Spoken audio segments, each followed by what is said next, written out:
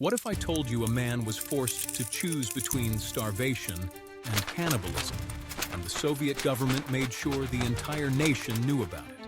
In 1921, Russia collapsed into famine. Millions died. Whole villages vanished. But one story became the government's most brutal propaganda weapon.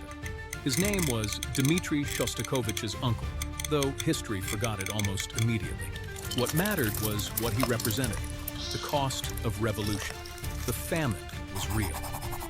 Between 1921 and 1922, at least 5 million starved.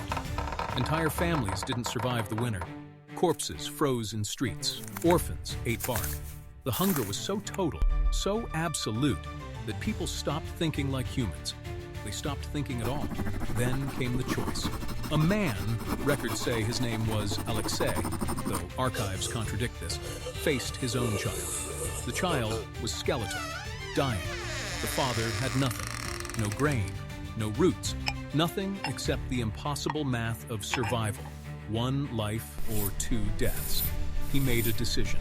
What happened next, the Bolsheviks documented with cold precision. They didn't hide it. They broadcast it. Newspapers ran headlines. Posters went up in Moscow. The party line was clear. This is what capitalism does. This is what the old world created. Only communism could prevent such horrors. But here's what they didn't say. The famine wasn't accident. It was engineered. Stalin's forced collectivization deliberately seized grain from peasants. Kulaks, wealthy farmers, were crushed. Quotas were impossible. The government knew. They watched. They took food while children starved. And they used the resulting cannibalism as proof of their enemy's evil. The man's story became propaganda, a cautionary tale, a demonstration of capitalist brutality. His desperation became a tool. His unbearable choice became political theater.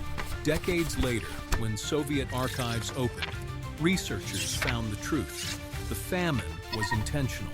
The cannibalism was real.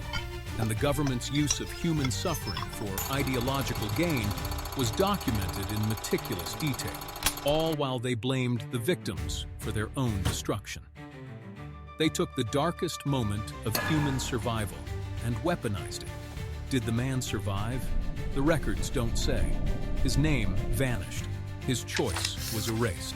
He became a statistic in a propaganda campaign that treated starvation as proof of ideological failure rather than state-engineered mass death. Which horrors haunt you more? What people do to survive, or what governments do with those stories?